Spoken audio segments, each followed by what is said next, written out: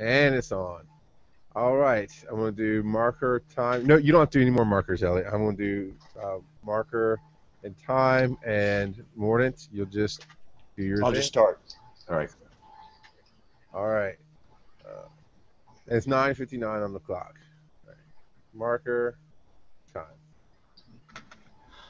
Welcome everyone to the #1 multitasking maven comedic motivational show, otherwise known as Success Freaks.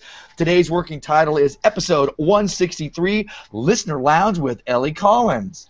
And today we are coming at you semi-live from Roseville, Minnesota, the Bears Den in Monticello, Georgia, and Atlanta, Georgia? Yes, Atlanta, Georgia.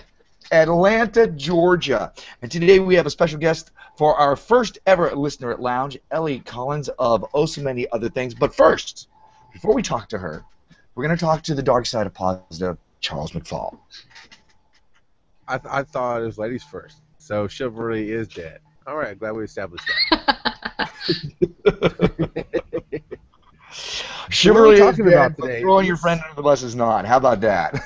Oh, never. That's like our stock and trade here, right? You know it, baby. That's how we roll. So we had this bright, highfalutin idea of every once in a while, like every couple of months, we're going to have what we call... Stop. For some reason, I'm not seeing it record on my track. Hold on a second. Let me check it. So I'm used to it being low level on my track, but I'm not seeing any level. You do sound awfully quiet still, and your mouth is right there, dude. All right. Well, how about now? Does that You're sound much louder. better? Yeah. Check. I'm barely registering on the. Ooh. Okay. So why am I? Why don't you play back and see what it sounds like? I did. It was super low. Check. Where's my? Check your soundboard, dude. Yes. There we go. How about now? You sound fine. Sounds good. Sounds good. Yeah, it's looking better on the corner. All right, so we're at the start over. All right. Whole thing? Yeah. I'm sorry. I just screwed up. That's fine. I just want to know. Everybody, stop your recordings. Back to work, people.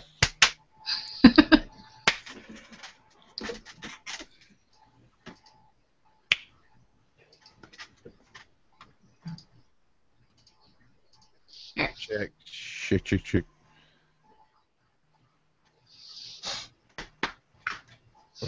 So for anybody who's tuning into this, whether you're here live or you are watching this is our behind the scenes. Now, when you listen to the podcast, you're not going to hear this stuff. It's going to sound not pristine, but, very success freaky, well done.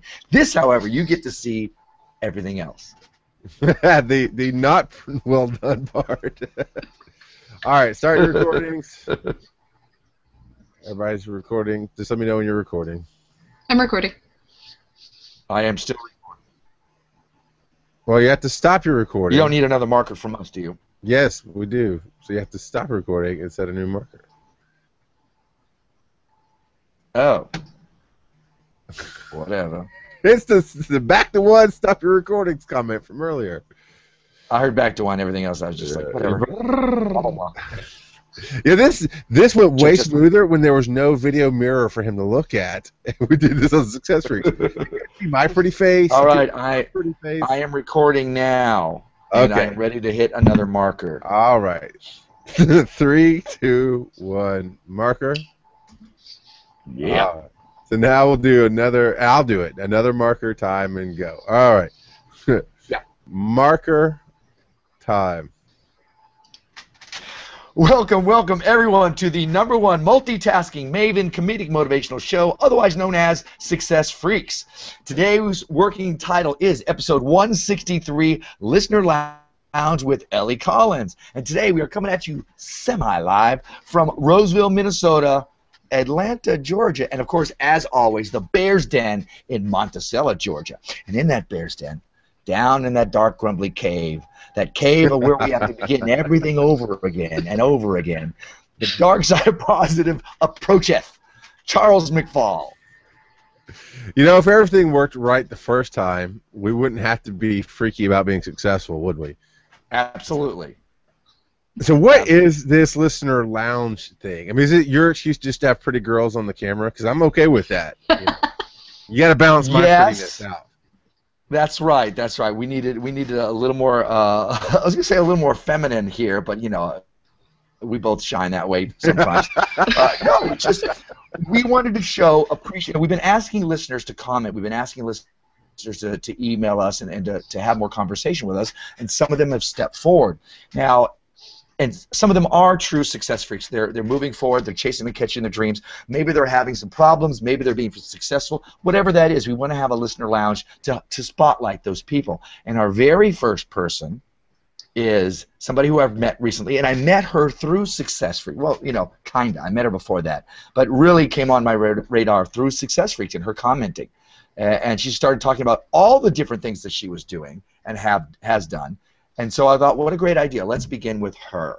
So, hi, Ellie. Hi, guys. That was it. Everything that you're doing, and you have this timid little hi. Well, you know, I try not to come on here just like, what's up?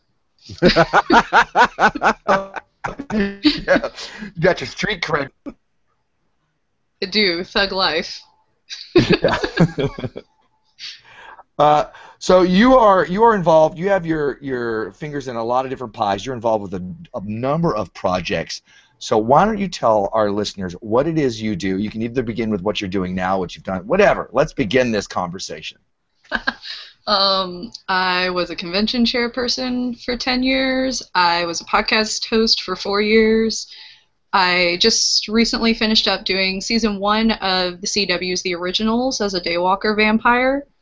And now I'm about to release my book series, Empire Valley, which we are casting and doing pre-production for the audiobook and trailer now. That's so not awesome. a whole lot. So you're really you're just up and coming. You know, maybe you're thinking about chasing a dream. You're not sure what you're going after here. All right, we can help you with this. We can. So you said that you were I just lost it because I'm stuck in with the originals. What did you say just before the originals? Podcast? Oh, a con. You were a con. You organized a. It was an anime convention. Started it when I was about 14. Where? And I'm assuming in Atlanta, not like going to Japan when you're 14. No, in Huntsville, Alabama, where I'm originally from. And are there a lot of anime fans in Huntsville, Alabama? We our last year we actually had around 1,500 people, but I actively made the decision to not heavily promote it so it wouldn't grow out of control. I liked the small kind of family environment that we had going on with it. Wait. So what kind of family do you live in that 1,500 people is small? You know, you'd be surprised. 1,500 people, but I still remember pretty much all of those people, and I still made a point to talk to everyone, to say hi. And there was actually a girl at the convention that was what sort of started me on my path to success, because I had worked so hard to make it like a family, that we knew each other and we're all there for each other. And there's a girl one year, I don't even remember this, and she says that that's part of it, is that there was a girl who was just sitting in one of the hallways crying, and I just went over and said, "Are you okay?" And she said no, and I said, "Well, come here, I'm going to give you a hug." And I just gave the girl a hug out of nowhere, and then I got an email later that she was like, you know, that hug and just the environment that this whole community is a hug, metaphorically, that she had actually intended to kill herself that Monday following the convention, but her friends had convinced her to go. And she said that the environment of the convention, that hug, just the friendship that was bound, made her change her mind. Wow. I decided that that's what I wanted to do for the rest of my life. I wanted to do entertainment, but I also wanted to do entertainment that could give people a safe place and give them the ability to have that metaphorical warm hug from everything that I do. Nice.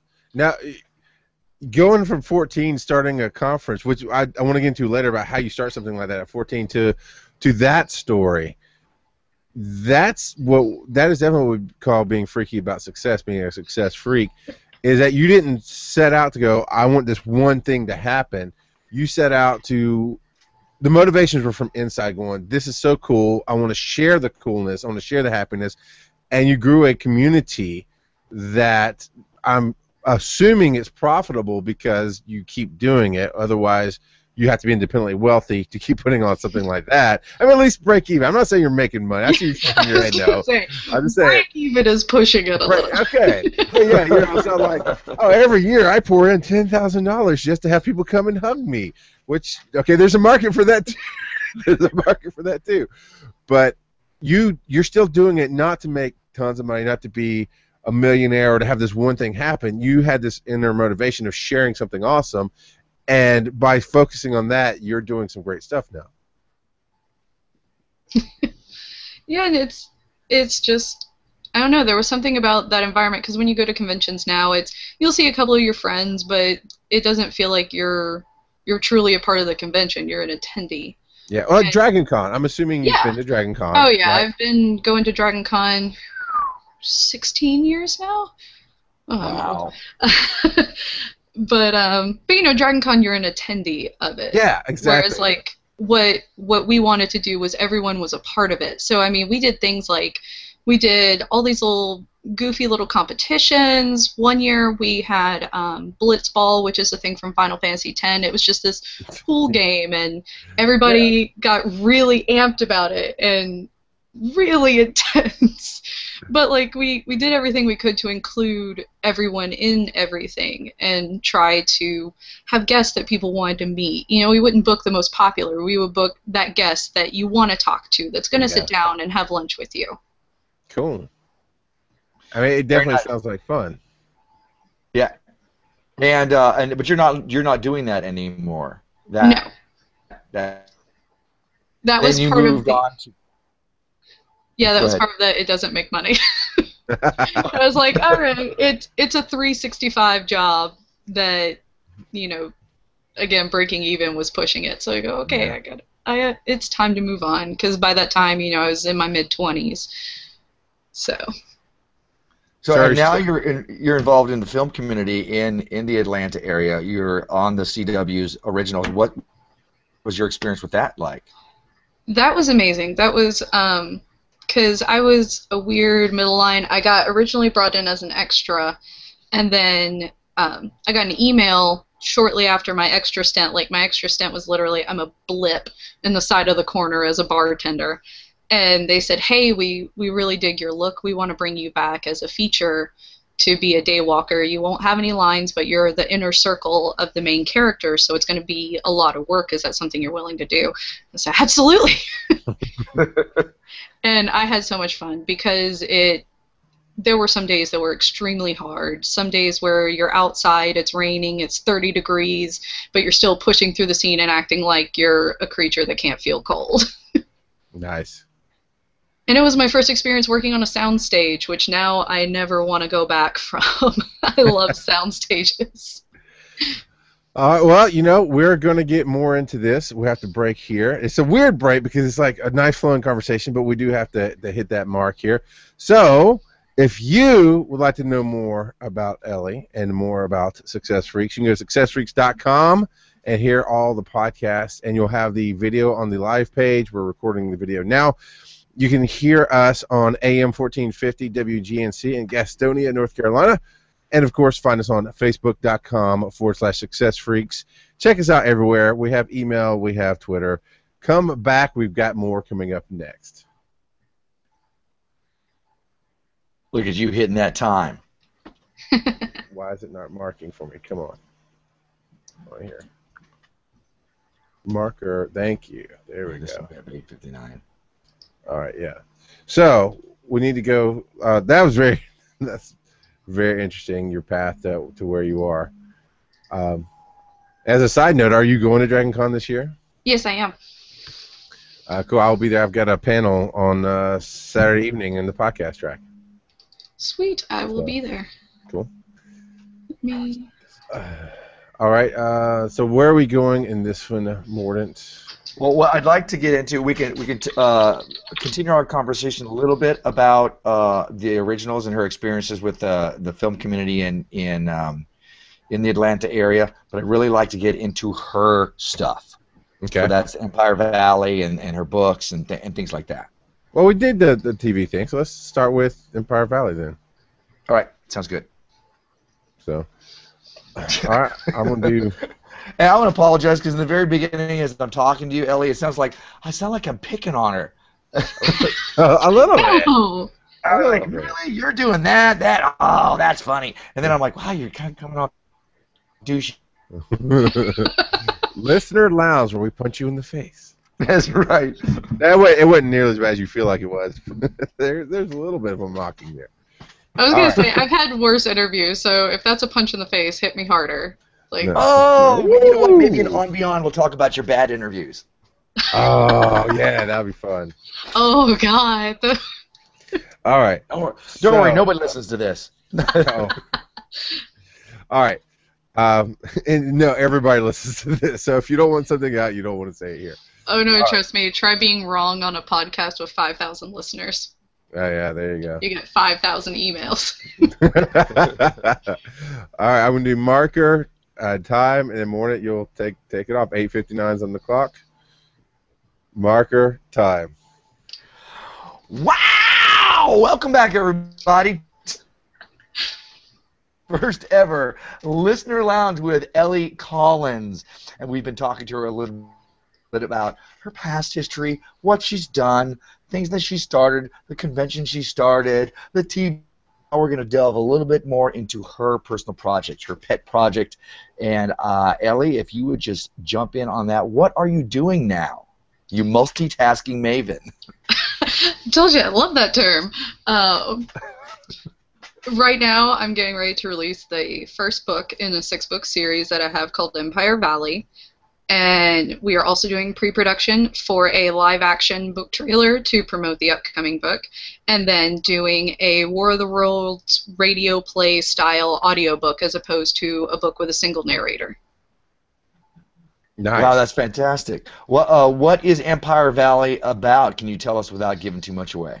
Let's see, the spoiler-free sum up.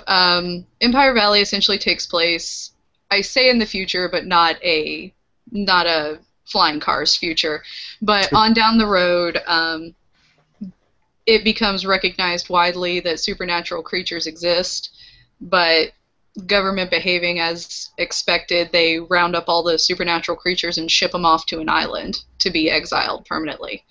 And this story picks up with and this isn't a spoiler, it's chapter 1. The story picks up with a sudden murder on the island, a very grisly one, and all these seemingly random acts of violence start to kind of stir civil unrest in this creature community. And you listen to our show? and we're now see, now I want to flip it. Now I want to go, and we're going to take credit for all your success. That's very interesting and creative. And here's what I'm picking up on as a success rate. We tend to talk to entrepreneurs, people who, like yourself, take up your own mantle and go forth and try to conquer in some form or another. Profitable or not, you're trying to do something on your own.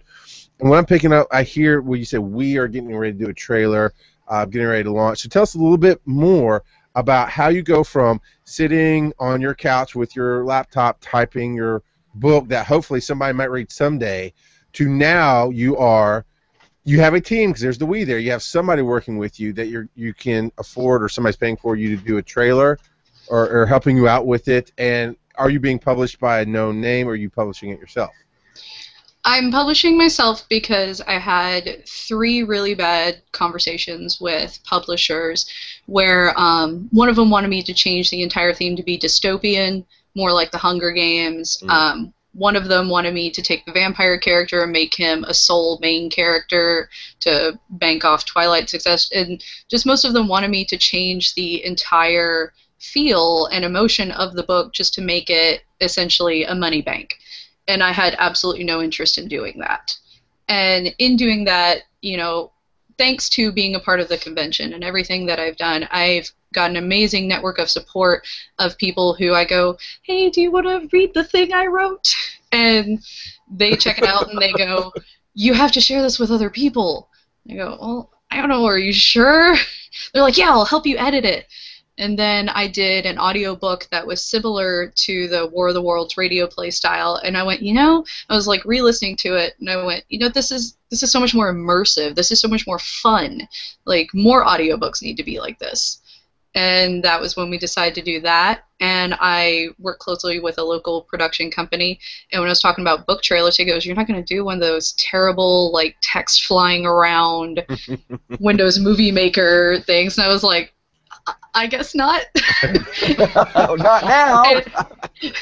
We said, wouldn't it be cool if it was more live action, like when a new TV series is coming on and you see that little, like, 1-minute music video that they'll put on the channel to advertise the new TV show. We thought, wouldn't that be fun if we had our cast actually kind of look like their characters and do this promo shoot key scenes from the book, just kind of bring you into the environment before then you dive in audio-wise. That does sound cool. I know Dean Koontz, a famous author, it took to that when YouTube really started becoming big. They made live-action videos to promote just a regular text book. It's not even audio or anything like that. And it does well. People like seeing what's coming up next. So I think it's going to work for you. Well, thank you. I hope so. So you actually put out a casting call for people to read. Have you got things cast, or are you looking for anything still? I've got just about everybody cast. On down the line, there's a few people that have one line here or there that I'll need to grab some people for down the line, but I do have my main core cast. All my big important characters have been cast. But I heard you were still looking for Asian men. Which is the weirdest thing I heard. I can't find Asian men. I was like, really? It was the weirdest thing to type. Like, I really just need Asian men. No, it was I had put out multiple casting calls to multiple areas because we had 4 Asian male characters, and we didn't get a single reply. And I try to be very, like, I don't know what's the word for it, like, very racially sensitive. Like, I wouldn't want to have all my Asian characters just played by random white people, because I want them to be able to, properly represent the character and, call me out if I'm saying something that's not, if they can go, hey, that's not actually, like, exact to the culture. Well, please correct me, Right. I think you should use, and watch me get the name wrong. I think you should use Henry Cho, who is a stand-up comedian with a Tennessee accent. He is hilarious. I do like him. Yeah. So, well, that's fantastic. Did you find your Asian man? I did, thankfully. Right, good for you. Well, who could play a quiet daywalker in your audio story? This guy right here. So, I could handle that role. Hey, just send me an email. That's now going to be in the credits as a quiet, no-line daywalker, Charles McFall, success freak. So, as you're putting this together, what challenges are you facing other than not finding Asian men? What challenges are you facing putting this together, or is it really just kind of this, wow, this community thing has come together? It's been something I never imagined would go well for me.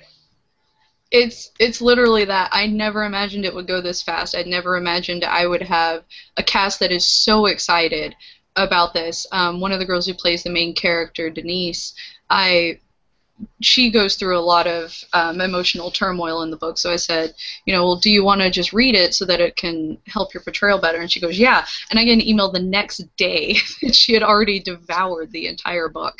Wow. I was like, I've already got tons of ideas, and oh my God, Denise is a fantastic character. Like, the only trial I had was initially writing it, because it all started because of NaNoWriMo, which, if you don't know about it, it's National Novel Writing Month, where you write 50,000 words in a month. and I was working a really boring desk job at a studio and just was like, I've got kind of some ideas. Let's see what happens here. And then just the struggle of writing 50,000 words in a month. But then once the first book happened, the other 6 happened right away. That's a lot of words. The first book is nearly 90,000. Nice. How many pages is that? It's about 300. All right. Yeah. Wow. So what is the next stage of where you're going to now? Now that you've got most of your cast, you've got your ideas for your trailer, etc. What's the next stage that's happening for you? In a totally technical thing, we just finished the script. We're working on the breakdowns now and finding all the locations, because some of the locations we'll have to travel for, and it's a lot of pre-production right now, and then just getting the cast. I cast really early on my project so that the cast has time to get to know each other and kind of fall into those roles together and develop those relationships between each other. Like, we have a character, Abram, who is the chief of police, and our lead character, she's more or less a father figure for him. So by casting early, or he's a father figure for her. Strike that, reverse it. By casting early, that allows Sophia's actress and Abram's actor to get to know each other and develop that bond. So then when we hit the studio, magic happens. Now again, you use a word like studio. Are you actually being able to rent the place, or is this something you're putting together yourself? Like, I call my place a studio, but it's my house, and it is a studio, but it's my house. Are you actually going outside of yourself or your friends to record this kind of thing? Oh, yeah, crap! Sorry, we're out of time. I let that. I just sent you a message going, So, all right. Well, we'll have to edit that part. So. Man, this thing is flying by so fast. It's so interesting. If you have further questions, if you're listening to this on the air or on the podcast and you would like some follow-up information, hit us up, contact@SuccessFreaks. We will relay the information to Ellie and get you connected with her. We'll get you to her Facebook page so that you can follow her and fan her and all that jazz. So stay tuned. We're coming up next with a listener question. We get to get some advice from the Daywalker herself. All right. Yeah, I'm going to have to edit that. I just looked over. Oh, there we go. That was right at the beginning of when I asked her that last question. Is right at the time we should have been wrapping it up. So if you're looking for a spot, that's right at the time. I looked over and went, crap. So to answer your question real quick, we do have a studio. Okay. Do you have I think you've talked about getting photos done. Do you have a photographer? Yes. Okay.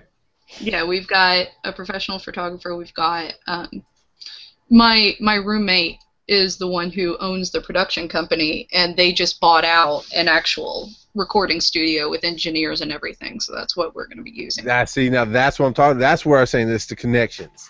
It's you didn't go out on your own, and here's $10,000. Let me see what I can do with it. It's working the angle, and we'll bring that up after this segment. We'll bring up the level up segment with you really have to make connection with people, and how do you do that? By giving to them. And I'll let you expound on that. You didn't just say, oh, I magically got a roommate, and I asked her for a favor. She said yes. I'm sure you gave into the relationship to get that to work. So if nothing else with the conference, you're talking about how much you're giving to people. So yada, yada, yada. We'll get there. All right, so Mordant, where are we? Well, we're on the third segment, and that's normally the question. It is a question. So we have me to read the question? Yeah, we do. I will. I entitled it preemptive breakup. That it wasn't entitled that. So no, I wouldn't entitle it. I'm not going to read the title. I'm just going to read it, and we'll read through and give it as advice as we can. So I'll throw it to you again at 9:59 on the clock. And then you'll throw it to me to read. And then at any point, who wants to give answers first? Morning, do you want to give an answer first? You want to just throw Ellie under the bus and let her take it on? I live under the bus, man.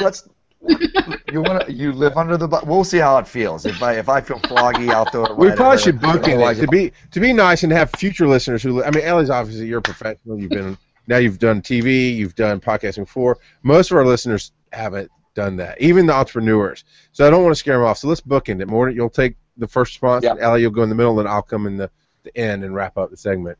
That way, listeners can go, okay, they're not going to throw me under the bus if I ever say I'd love to be on the show.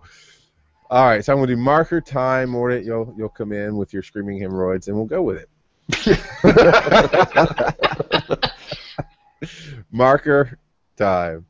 Welcome back, everyone, to Success Freaks. It is episode 163. We have a listener lounge with Ellie Collins, but we are at that segment of the show in which we answer a question, and we have a question from a listener. Charles, could you read that question? Oh, I thought you were saying I was the listener. I'm like, no, I didn't send any. This is a quote-unquote friend. This is the bunny floppy ears friend that I have that wrote in. Hi, Success Freaks. First of all, thanks for the great podcast. I've been listening for about 4 months now, and I've learned a lot from listening to you. I have a question, though. I started dating a girl about a year ago, and after a couple of weeks into the relationship, she told me that she cheated on her previous boyfriend. I didn't think that much about it at the time because I really wanted to move forward with her, and maybe I'm just naive, but I thought that she will never do that to me. But now I still don't feel that I can trust her 100%. And the question is, do you think that the insecurity will ever go away? I've always heard that a person that has crossed that border once will most likely do it again. I'm scared that I'm going to get my heart broken in a couple of years if/when it happens again, but I really love her and I don't want to end it now either. Any advice? Best regards. So, Mort, what do you have? Well, he's already been dating this girl for a year, and it seems like he's stuck with his insecurity about, can I trust her? Whatever's happening. It sounds like something that might have come up. It's been a year. They've been together a year, and although he might have had some doubts, they seem to be coming to the surface now.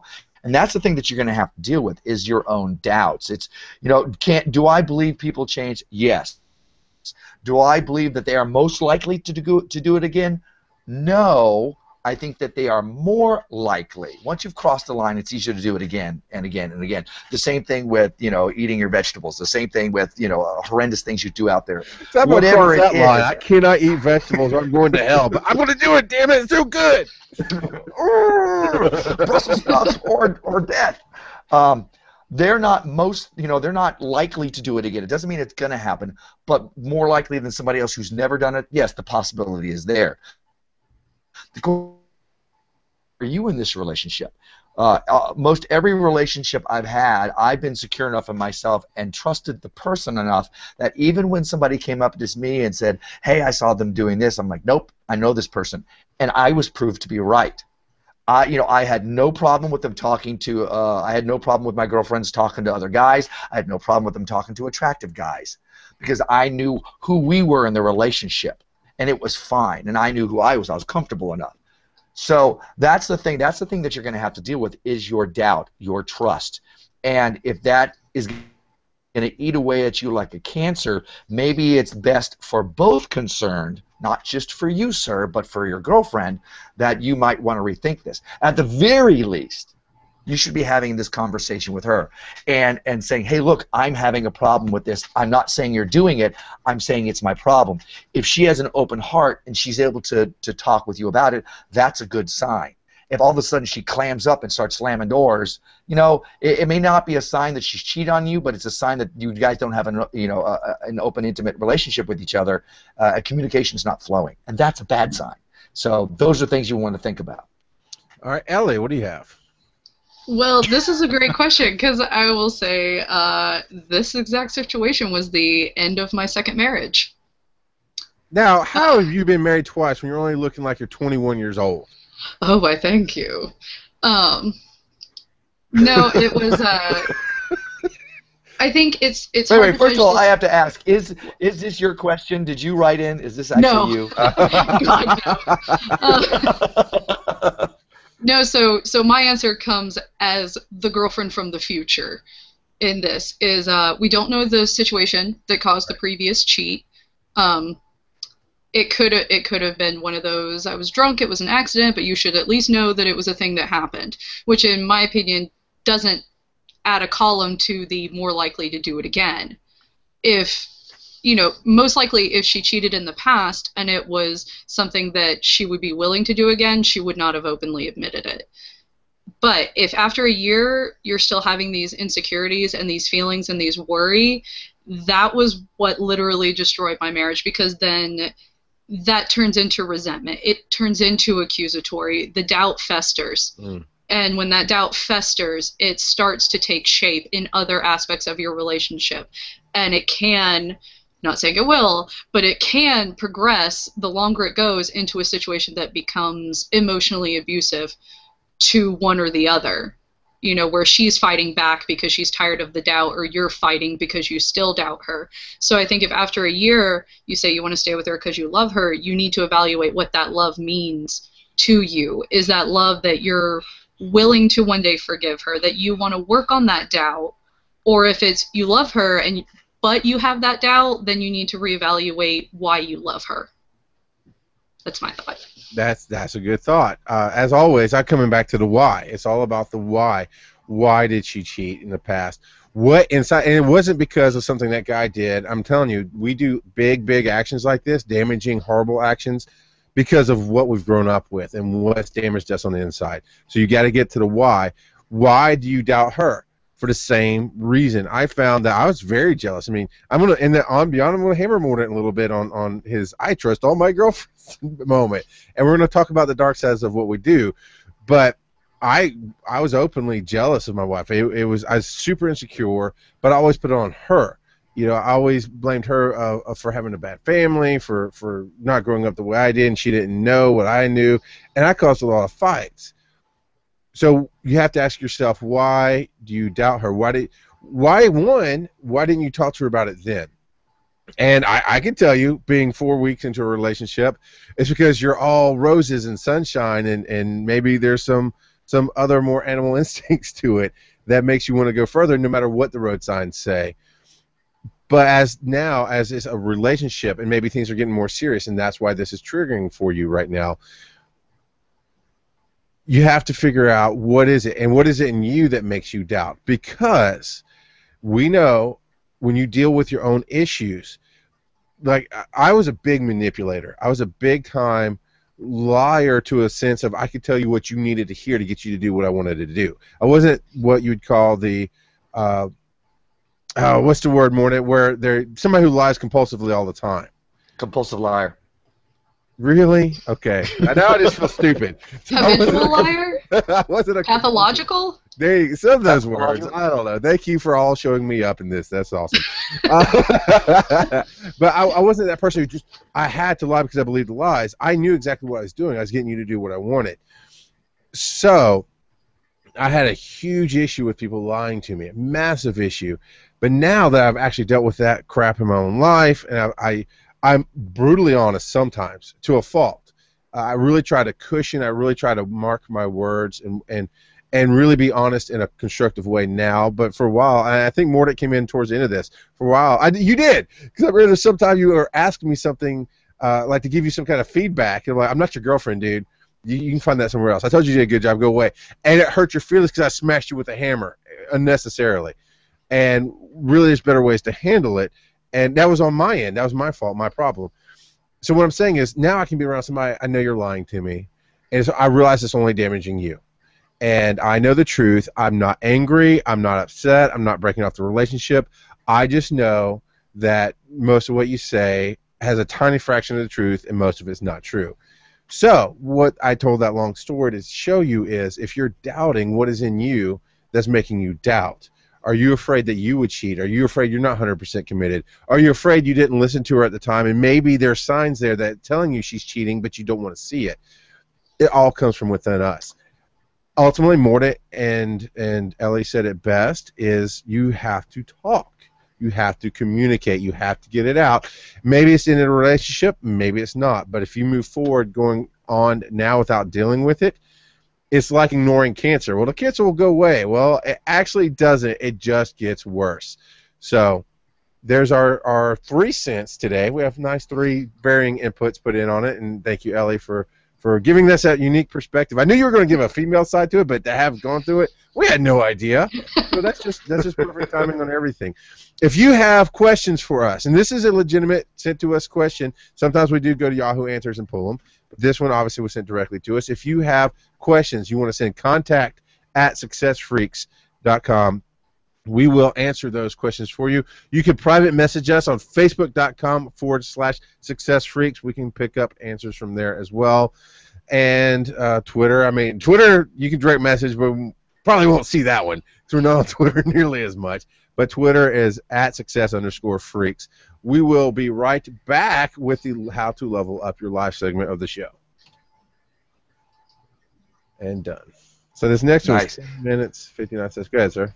Yeah, on this next one, Ellie, we're probably just going to ask, what, or things like that, so that they can help them level up their life. And you talk about your personal struggle with film stuff, with your book, or just personal struggles, anything that you want to give, and we'll just all riff off of that. So I think that's where we should go with that. Well, I like where she was going with the studio stuff, how you built the relationships, because that seems to be the one key that's running through all of your stories is you give and you help others be awesome, which is, as you know, is our theme. You help others be awesome.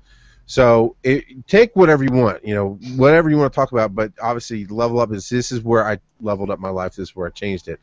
And then you can tell us we're pretty and we are the credit to all your success, even from age 14 on, and we'll take it. Ellie, I have a question. When you click on Charles's picture in the lower right-hand corner so that he comes up, can you see his video feed, or is it black? It kind of goes in and out. All right, Charles, I just got a black screen for you. When I click on her, your little thumbnail, I have a picture of you frozen. I hear you fine, but probably the bandwidth over there. We'll have to see where. Once Ellie went black for a few seconds and then came back, you've had audio breakups. So I'm thinking it's the connection between all of us, the wonkiness of every what is the internet. So gotcha.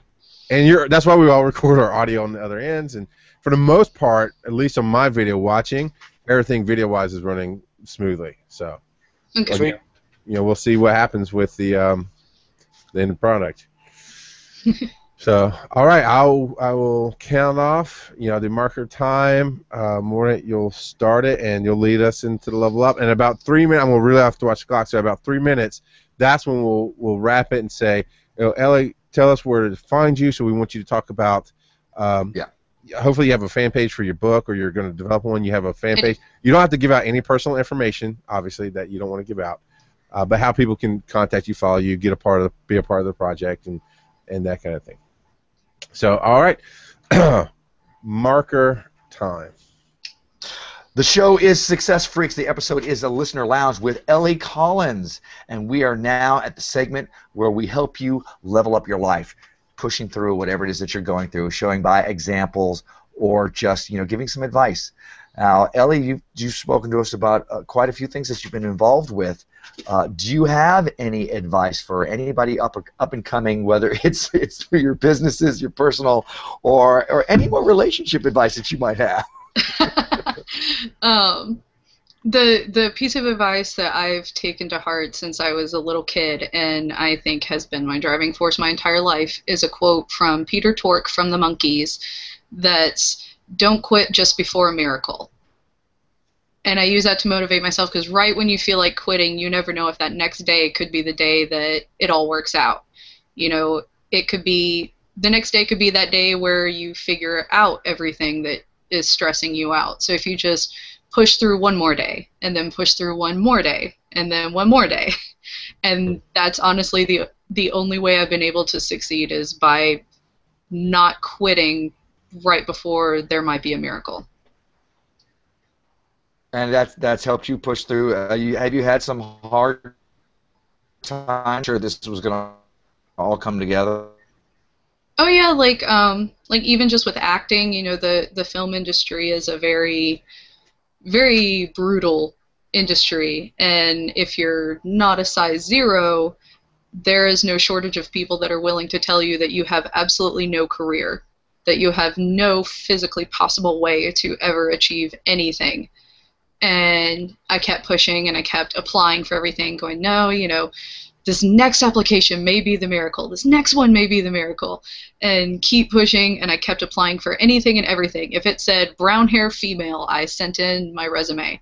And then the originals popped up, and it was the best thing that has happened to me film-wise. Awesome. Now, as far as the book, and you were talking about the studio earlier when we got cut off, you're not coming from a place of I have tons of money and I'm pouring in just thousands of dollars into my dreams. Because most of us, and Success Freaks included, we know you have to put in some money. I mean, that's what you have to do, as you did with the conference.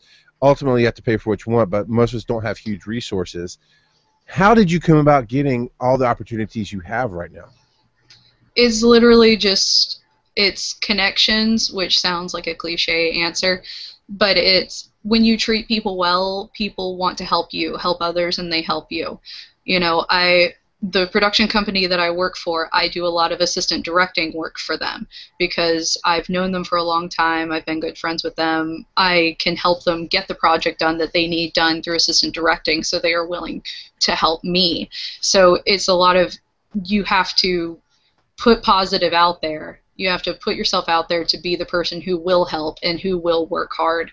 And people want to help that. They want to help that succeed. They don't want to help the person who, you know, told them off yesterday and told them they were nothing. They want to help the person that goes, yes, I will read your screenplay and give you notes. You know? Yeah. Rick and Morton, what do you take away from all this? It plugs into that thing of just like, you know, the thing that Peter Tork says, it's just, you know, keep going, you never know. For me, when she was giving that quote, it was like, you never know the difference 24 hours is going to make, and I've experienced that in my life. I've had just a suck day where everything was going wrong, and I'm just like, I don't know if this is ever going to work out or whatever, and then 24 hours later, bright and shiny.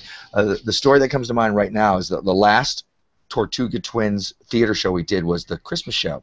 It was the most work I'd done on a theater show. It was the hardest. It was, you know, coming up to the stage, coming up to the, you know, rehearsing just before we opened the doors. People did not know their lines.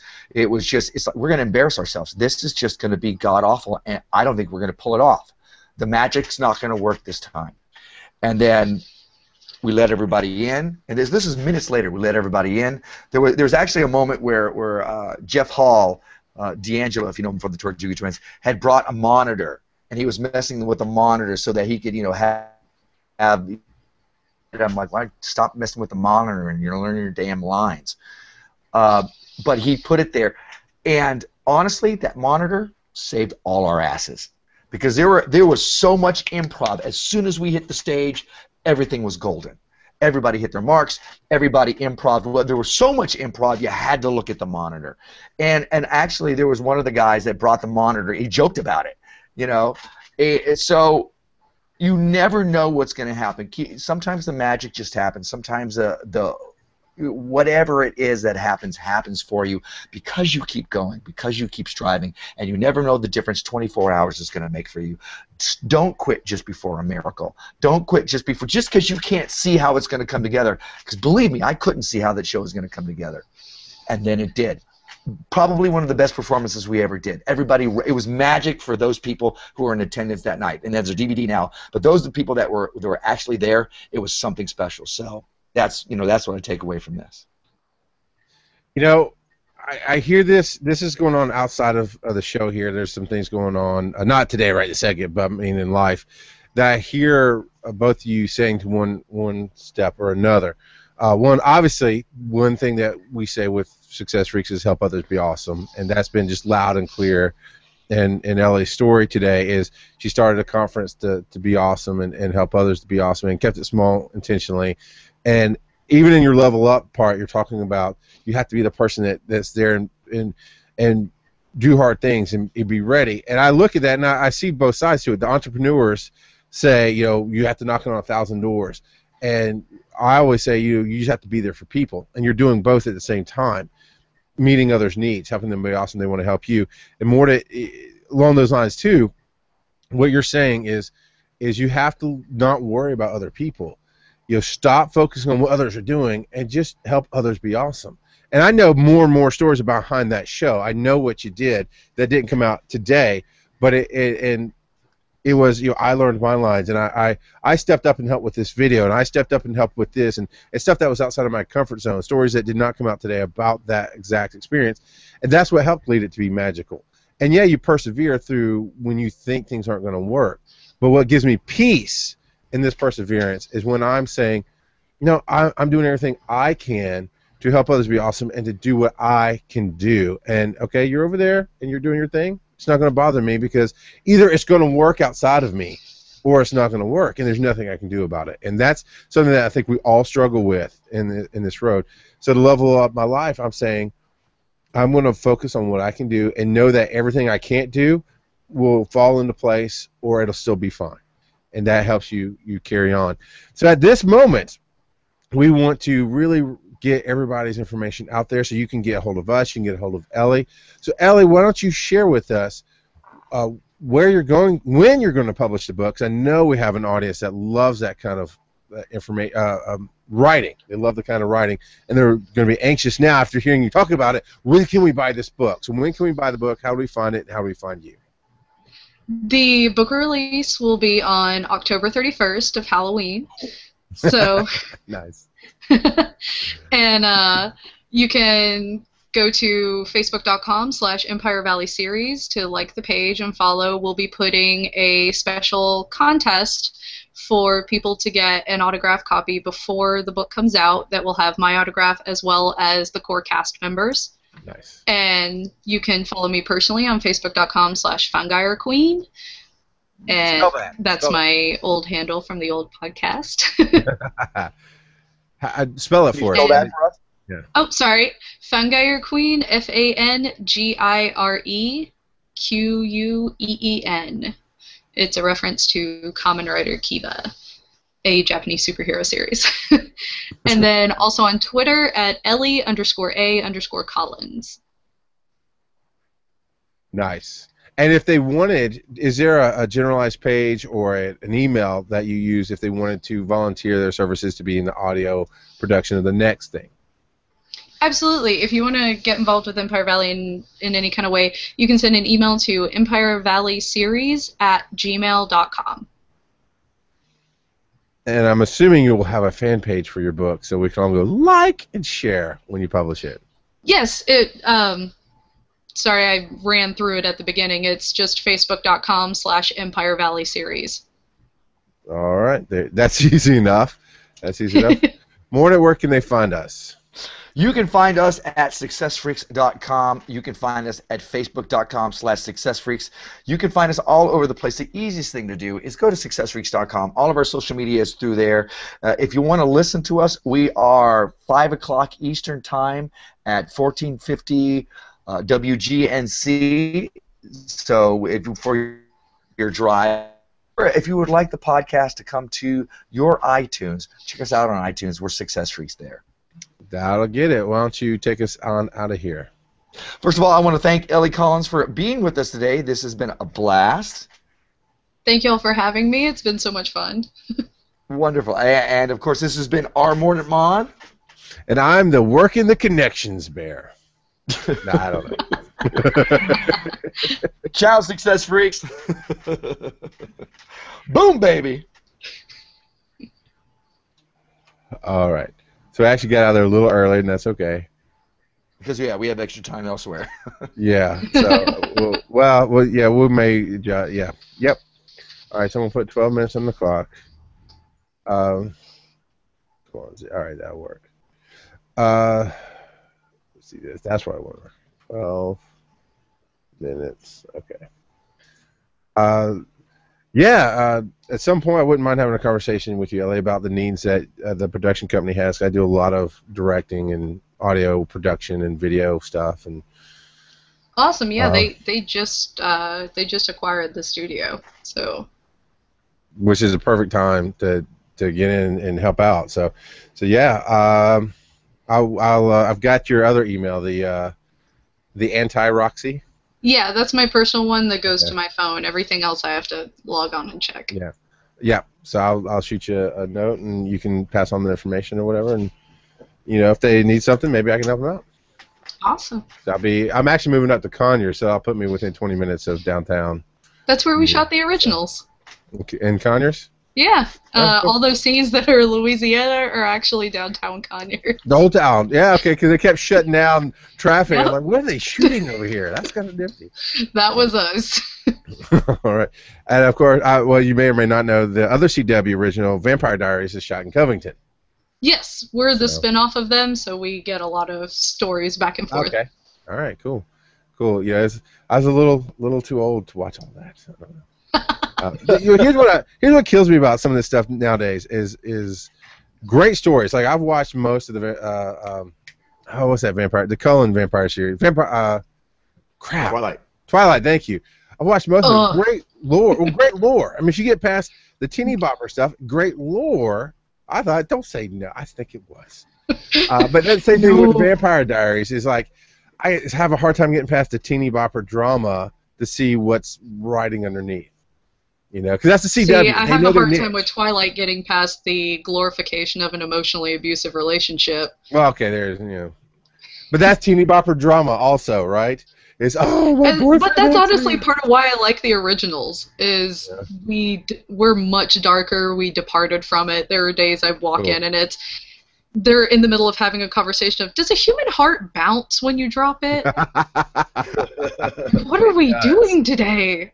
It does. It splooshes and bounces a little bit. And getting to do vampire boot camp. Here's how you grab a human so you can rip their throat out. Okay. You said boot camp. For a split second, it sounded like you said boob camp. I'm like, vampire boob camp? What are you doing? No, I already aced that. All right. That's how flying colors. And before we get started, just because I got into it recently, I do not know anybody who watches it. Have you checked out Penny Dreadful on Showtime? Everyone I know is so obsessed with that show. I wouldn't be as good. What's that, Morton? I said I've heard good things. I haven't watched it yet. I've been watching Being Human, the British version. Yeah. Oh yeah. Now, again, hard time to get past the drama, but it's really good. It is really good. Yeah. I'm rewatching Almighty Johnson's because now it's in the U.S. now. What? I'm sorry. What? Almighty Johnson's. It's a New Zealand show of a family that are reincarnated Norse gods. Oh wow! Okay, I'm writing that down. It's so awesome, and now they're showing it on Sci-Fi, which it's heavily edited because New Zealand allows like cursing and nudity and everything on television. So they're showing it on Sci-Fi, so it's heavily edited. But I've been rewatching it on Sci-Fi to give the show the support in the U.S. so that maybe we can get a 4th season. Is it on Netflix? Do you know? It's not. But whatever. Whatever, man.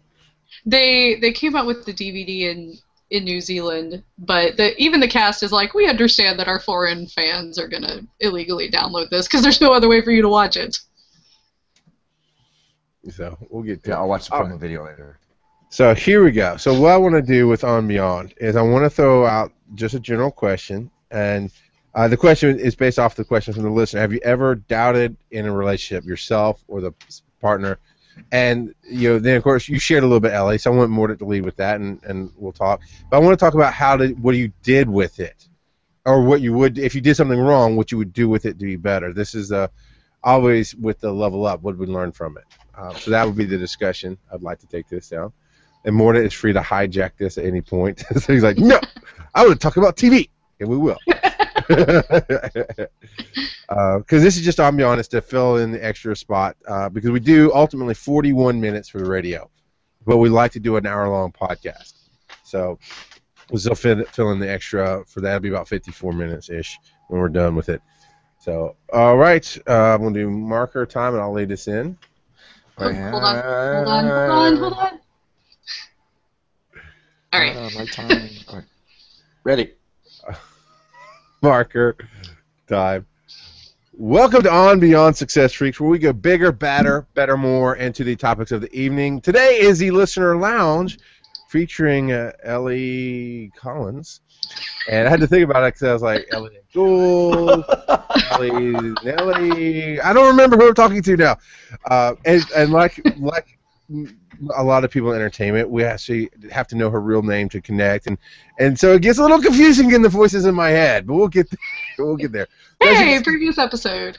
They're not, true fan of the show. Love it. The listener. This is a listener lounge. No, she's talking about voices in the head, dude. Seriously, you do the show and you missed a reference to a past show. You're fired. Ellie, would you like to start next week as a success rate? No, that's what I said. That she is a listener. To listen voices in their head. That's what I was saying.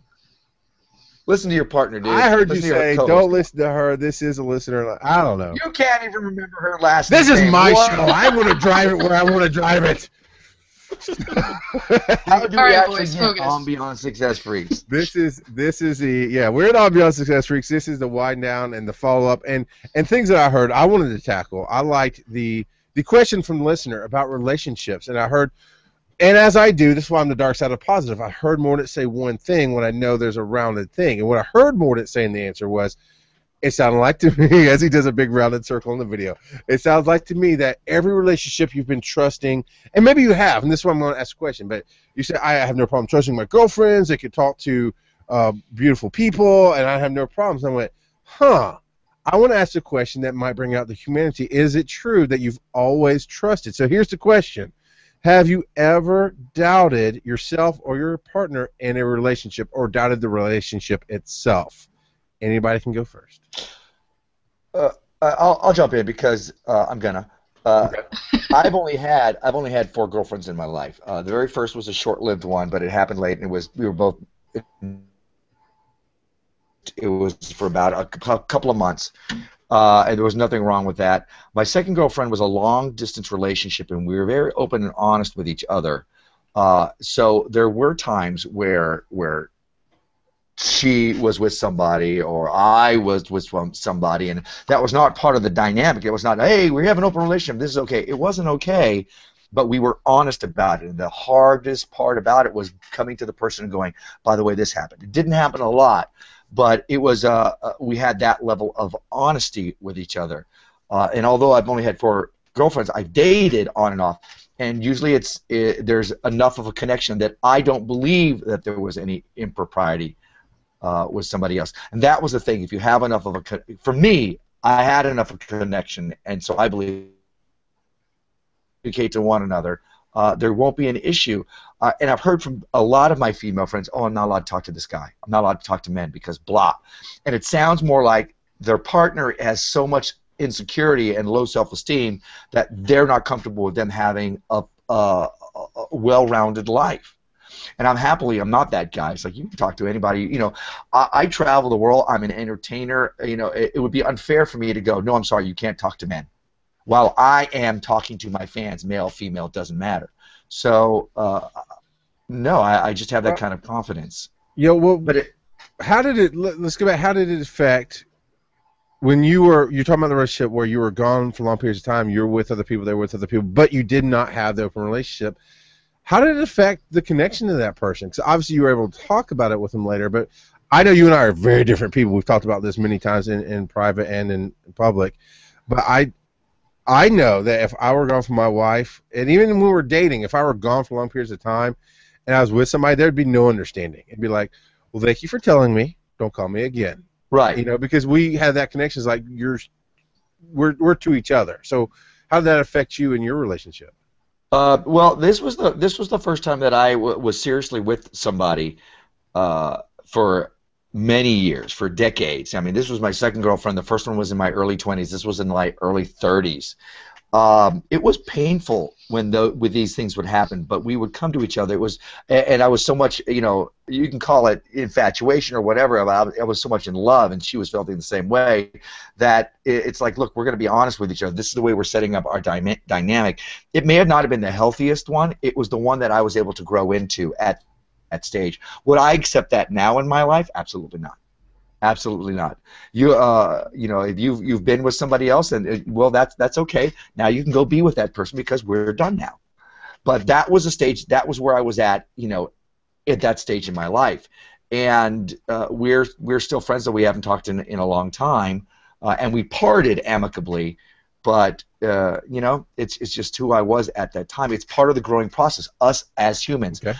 We actually did a show called Being Human, and it talked about being able to make the mistakes and be okay with yourself. So instead of coming down and, oh, I'm such a bad person, I don't deserve love. No, you deserve to treat your partner better and yourself better with more respect, and that's where it comes down to. But you know, don't use this as an excuse to just go ahead and do it. Well, I've already messed up. Let me just keep doing it.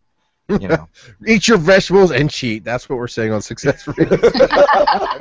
No, Ellie, what are your thoughts? Complicated.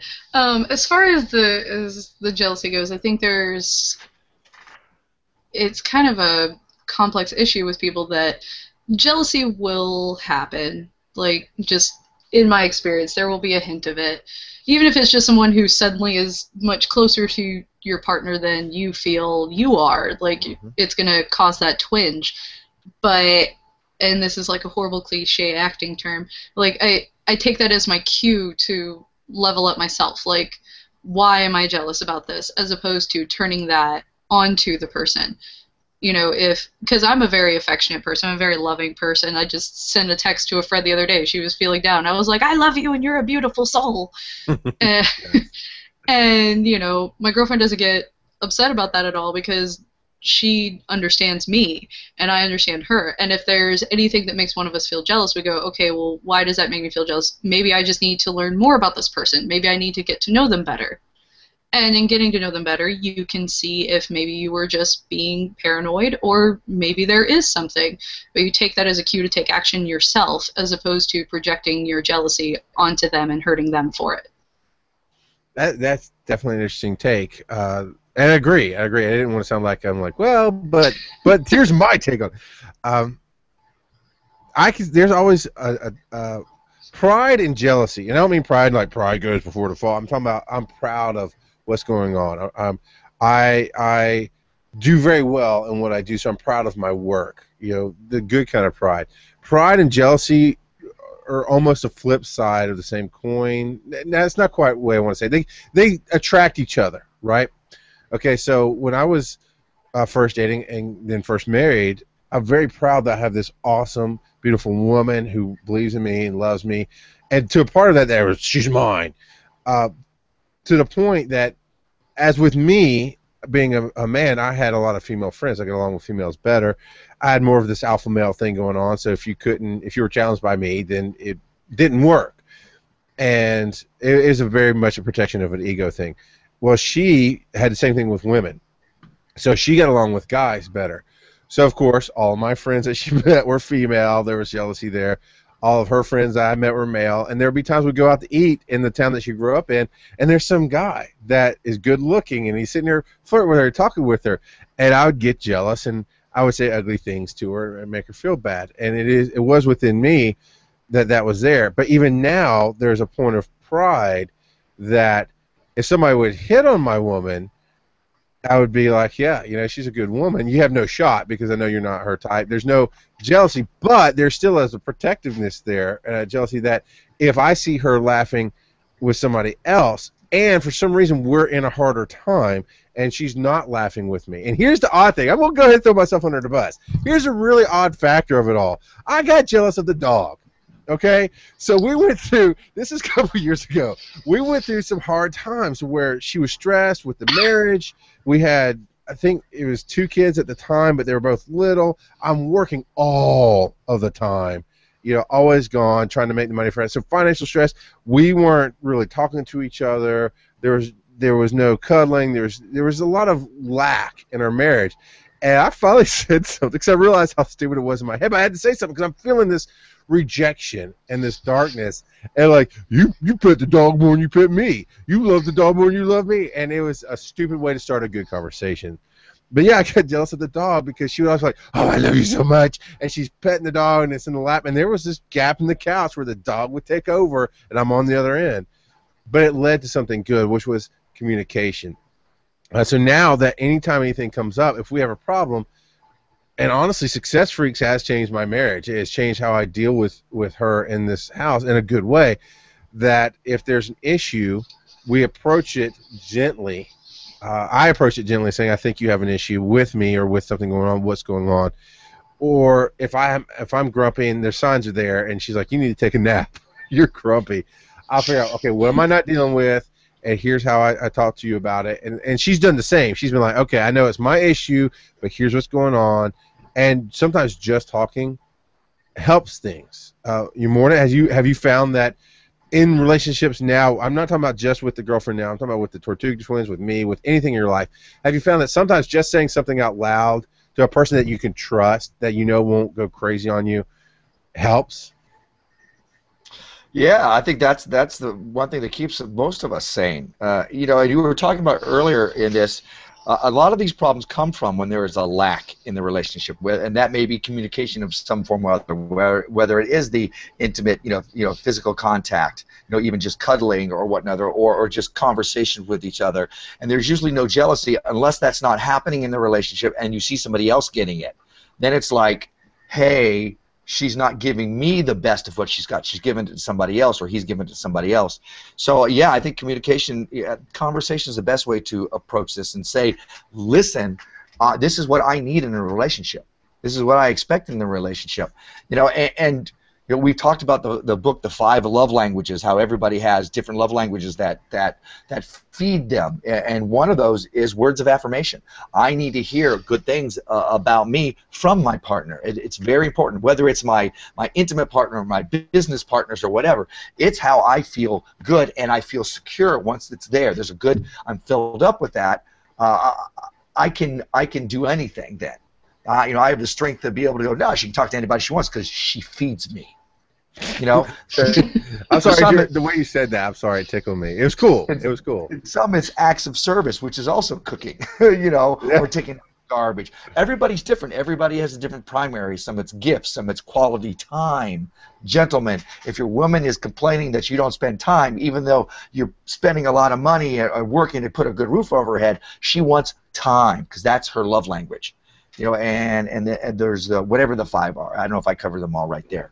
Well, speaking of time, sorry, but I know where you're going, and as well as thinking too, on the flip side, very quickly, is what do you put into it? When I want to change in my life, I don't look to say to my wife, I need this. I mean, every once in a while it happens, but I look, okay, what can I do to meet her needs?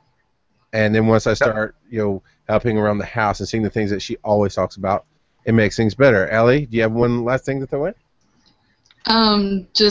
I think, it's a silly little exercise that a therapist of mine got us to do before, and I think it's really good if you're experiencing those kind of problems. It's a thing called imago, where you look in the person's eyes, you tell them 2 or 3 sentences about what you need, and then they repeat back to you what you said. So what you're saying is you need this and this and this, and you've created that verbal way where that they've understood what you said and you took it in. And it sounds really cheesy, but it actually, when you set it up in a structure like that, it becomes a much easier way to communicate what you need with the person. It opens up communication much easier. And if you make it a point to sit down and do those once a week, I find it just takes away those communication problems, because you have created a place where you will make sure to communicate because it is on your schedule. And then it starts to kind of overflow into everyday life, where you don't get afraid to say, hey, you haven't been talking to me as much lately. Is something going on? And then they've got that freedom to say, well, this is why. Yeah, and it prevents you slipping into the it's just easier to be quiet and let things go mode, where things just slowly get worse. So with that, we're going to get out of here. I hope you got a lot out of this show. I know I did. Ellie, thank you for being an awesome listener and a great success freak, and for sharing. And as you develop your new podcast, I believe you said you're working on one, then let us know. We'll help promote it. And anytime you'd like to be on the show, schedule it 3 months in advance, and we'll see what we can. But for Success Freaks, that's our Mon, my beloved and beautiful partner in business. And, he wishes in life, but it just doesn't go that way. No, wait. No, he's good. What? What? I'm sorry. No. We're great friends. It's been a great relationship. Ellie, who has been awesome, and hopefully, brand new friend. And as for myself, I'm Charles McFall, always learning, leveling up our lives. This has been Success Freaks. Tune in next week. Ciao, Dream Hunters. Boom, baby. Boom. I was waiting for the boom, baby. It's like, wait a second. So okay, I've listened to Boom Baby probably 1,000,000 times now. So I was like, oh, good. But as a listener, does it make you smile when he says Boom Baby? It does. Good. And then I have my little personal dance time at the opening and closing. Nice. But you didn't get to do that this time because we were, Well, she can always go back and re-listen, and it'll have that. Because she gets to see the dirty behind the scenes. I'm going to stop my recorder. Yeah. I am exporting all my files. I did each part as a separate file just for... Okay, cool. That'll work. The trailer. Yes? So... Not your trailer, our teaser is what he's saying. No, I'm sorry, our teaser for the show. Let me render this first, Charles. Okie dokie.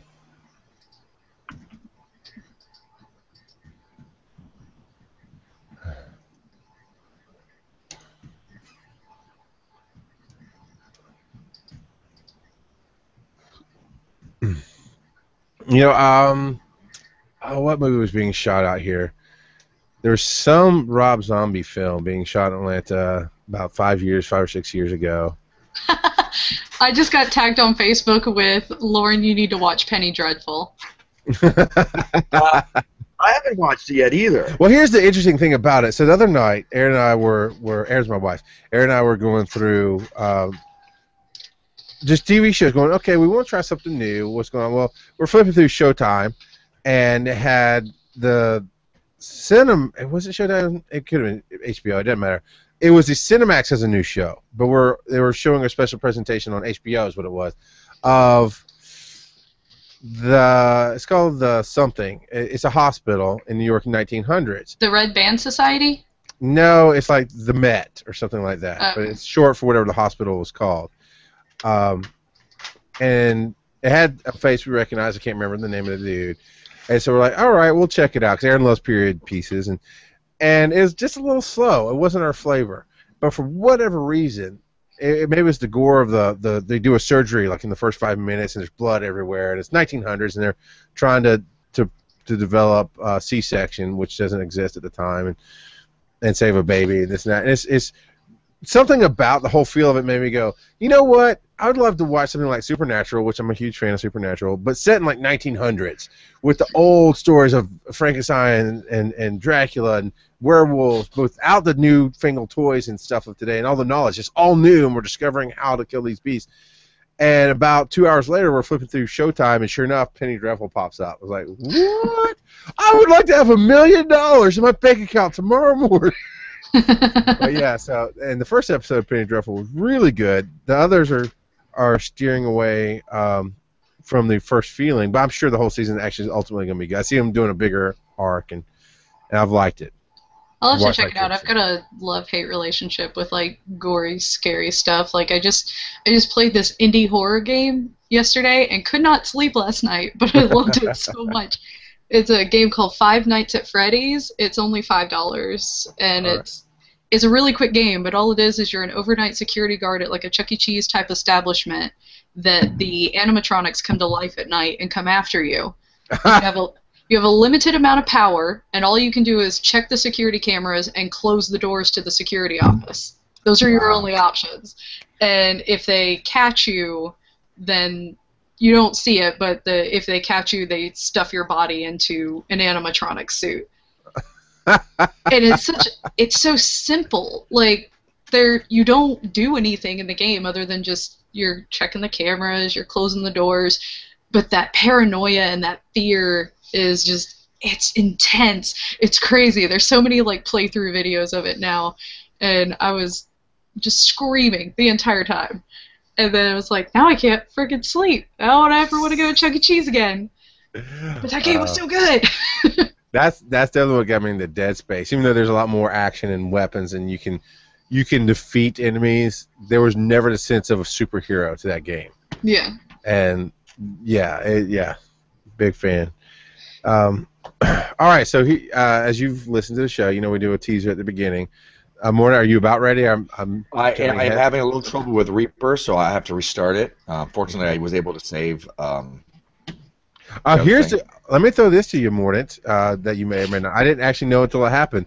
Last week when I was recording from the helicarrier, lightning hit like right close to the house, and we lost power for like 30 seconds. But it overrode my battery backup. So in the middle of recording, everything just shut off. And as I brought it back up, I'm like, I hope I didn't lose the show because we're an hour in to an hour and a half show, and it's not reproducible. So sure enough, the Reaper records a hard copy, and when it shut off, it was just done. The WAV file was there in the Reaper media. And so I fired it back up. We recorded the rest of the show. And when I went to put it together, sure enough, it cut off right where the power cut off. And I was able to stitch it together with where we started, and it never sounded like anything happened. That's awesome. Yes, I love Reaper, man. It saved my booty more than once. All right, I'm ready to try this. All right, so you're going to lead us in. We usually say, obviously, a little quip about something that's going on. I like hitting the listener stuff. Ellie, is there anything you would like to pop in? Because we'd love to have our guests, put something out. Are you good at riffing? Are you good at just bouncing off and throwing in a witty remark? Yeah. Okay, we can do that. We can do more than one take on this. It's fine. Yeah. We usually do. We usually do 2 takes, and the second one's like, all right, we like that one. We're gonna go with that one. All right, I've started my recording again. Okay. All right. I am recording as well. Oop. Stop. No, you don't stop. I'm gonna stop. Hold on a second. Delete. Oh, I did not mute the previous recording, so I hear myself talking in my headphones. All right, I am recording. Okay. Morning, start us off. Welcome to Success Freaks number 163, the very first listener lounge, this time with Ellie Collins. Where we talk about leveling up your life through connections, and as I love to have, we have listener email. Get me out of this bear den. All coming up next. So tune in and listen to the madcap weirdness that is the very first listener lounge. Now. Do it now. All right, we'll mark that. Get him out! That was funny. Morty, you want to do another one, or are we going to piece that one Yeah, I think we should do another one. Okay. Well, and what's great about this is that he can take the good pieces of one and splice it with the good pieces of the other one, so that's all fantastic. All right. Hold on, let me save this one. What? Just keep rolling. Roll the camera. Woman. Well, jeez. Mordant. Mordant. It means biting reply. That's not how I use it. Ellie. It means hush, Mordant. Shut the All right. Everybody ready? Yep. Welcome to Success Freaks number 163, Listener Lounge with Ellie Collins. Where we get listener email asking us a question which we give an answer to and level up your life in a way that we've never touched before. And we are interviewing famous Atlantean Ellie Collins. Which you've already said. And she's laughing hysterically now. Okay, wait. Here, I got something else. Okay, here, let me go. Where we are interviewing. Do it this way. No, really. We have her, and then she can say something. Okay. No, really. We have her. That's right. The author of Empire Valley, right here. Get me out of this bear den. All coming up. All coming up now. Oh, how grisly. I'm stopping my recording. Yeah, we can definitely work on that. I'm done with that. So now we have her kidnapped. Oh, we have her kidnapped for the show. That's awesome. All right. Oh yeah, I didn't do this. Is anybody else hungry? Because I'm hungry. Do I need to render this one? Yes, you'll have to sit. Unless you can. Did you render the other? Yes. Okay, you rendered the other, so you'll need to solo or mute the other ones and do it. Yeah, you'll need to render this one. Right, that's all I need to know. And Ellie, does Audacity have the ability to render stems, or is it just straight file? Straight file to MP3. All right, that'll work. Whatever. Well, can you do it as... all right, yeah, do that. We'll line it up. It's fine. We're good. And I'm about to go render my files. I'm like, why would I do that? I'm the one mixing. I'm not rendering my files. All this render talk has got me on board. Boom, that was a fast render. Yeah, when it's away, when it's less than a minute, it's like, pfft, done. Okay, I know that. These are cool. Grab you and grab you. So this should publish. This will go on the air in Gastonia, which you can listen to from their website if you cared, on Thursday night at 5 p.m. And then it'll you can also usually... listen to it through TuneIn. Have that app. Yeah, on TuneIn. Yeah. And then it'll go on podcast sometime. When have you been putting it up? Usually I've seen it pop up through the weekend. Sundays. Sunday is when it goes to my podcast app. There you go. There you go. I'm going to stop the broadcast. Thank you, everybody, for listening and watching live as you saw us goof off while we're trying to record this. Go download the podcast.